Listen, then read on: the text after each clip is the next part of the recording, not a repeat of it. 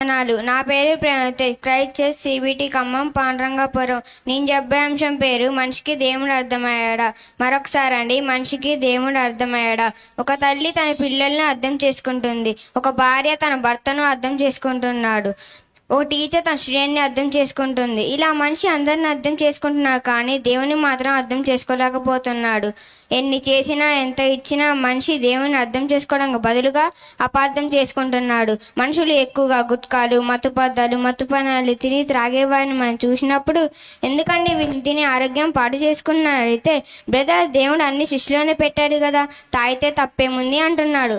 అంటే వీళ్ళు దేవునికే కౌంటర్ వేస్తున్నారు. మరి దేవుడు వేసే కౌంటర్ కూడా ఉందండి, వాళ్ళు దాంతో లేవరు. అది ఎలా ఉంటుందంటే, నాయన సృష్టిలో జీడిపప్పు పెట్టాను, గన్నేరుపప్పు పెట్టాను, జీడిపప్పు ఎందుకు తింటున్నావు, గన్నేరుపప్పు ఎందుకు తింటున్నావు దేవుడు అడిగితే వాడు ఏమైపోతాడండి.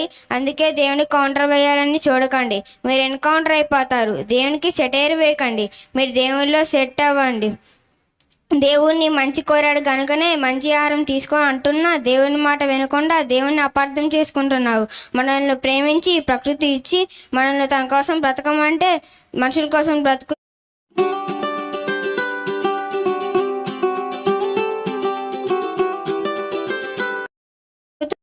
కథకు బదులుగా సృష్టిని పూజిస్తూ దేవునికి దూరం అవుతున్నాము. ఎందుకంటే వీళ్ళకి దేవుడు అర్థం కాలేదండి. మరి మనకు దేవుడు అర్థం కావాలంటే ఏం చేయాలో తెలుసా?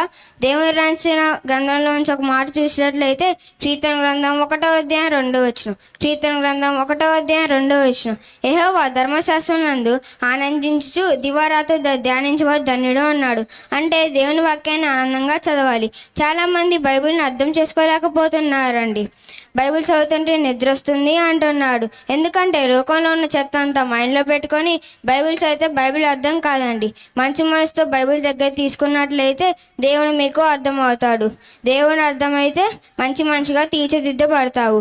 కాబట్టి బైబిల్ని సరైన రీతిలో చదివి దేవుని అర్థం చేసుకొని మీ జీవితాన్ని సరి చేసుకోవాలని కోరుకుంటూ ఈ చిన్న మాటలు ముగించుకుంటున్నాను. అందరికీ వందనాలు. ఓకే నాన్న, వెరీ గుడ్.